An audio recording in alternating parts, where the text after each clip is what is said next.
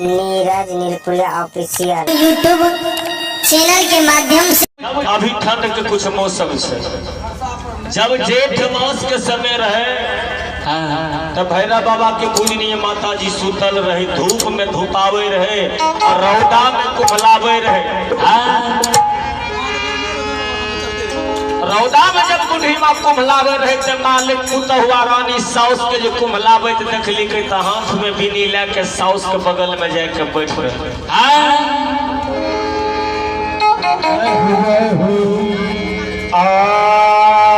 आए धीरे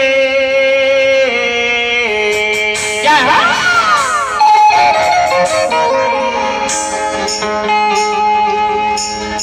धीरे बिटिया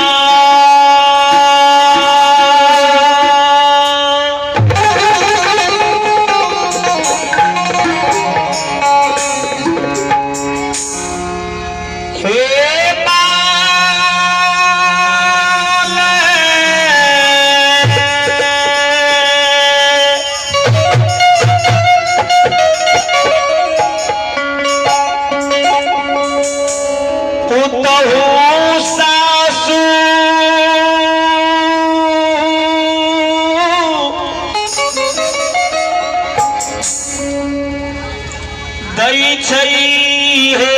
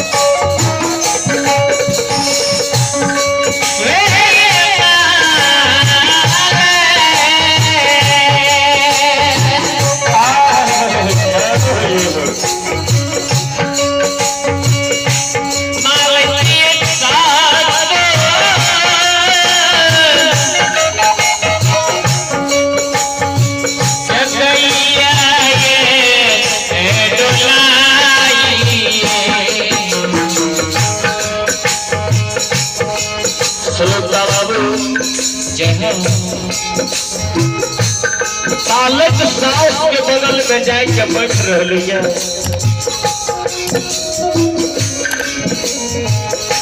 साउस के बगल में जाके बैठ रही है। साउस के धीरे धीरे बीनी के डोलवे लागले।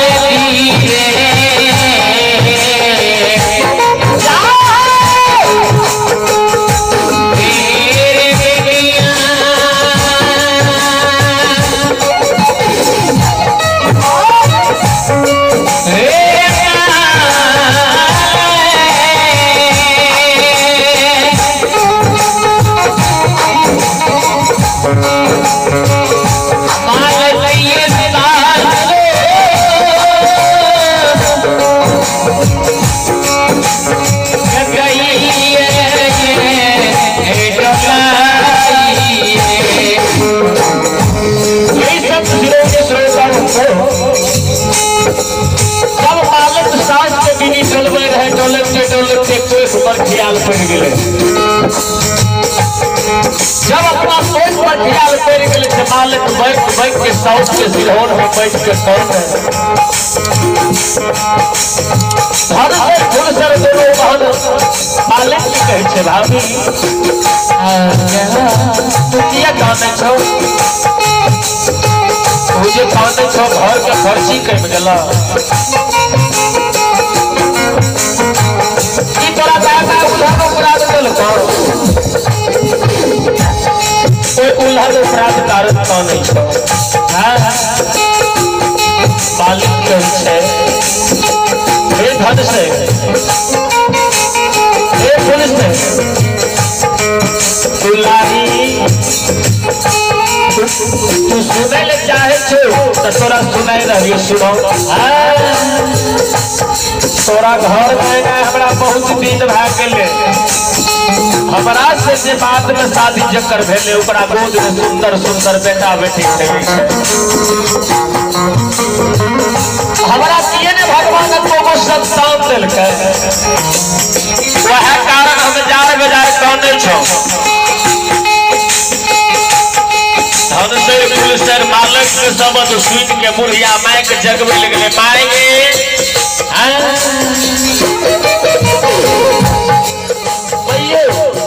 बुझे ले नहीं आब छोटी तोर दुनिया में हमरा अकेले न हो जाए छे ओकरो बोध सुना छे हमर सखी सहेली भाई के जलमल भतीजा के झलवे छे हमरो जे भगवान भाई के बेटी देखिए छे हम बेटा देखिए है घर आंगन में बैठ के खेलती है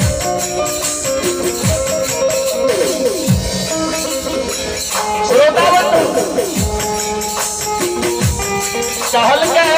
बूढ़ी माँ धन शेर के गे धन से फूल से कठिन करवा का लहर हमारा मगज पर चढ़ाई रही है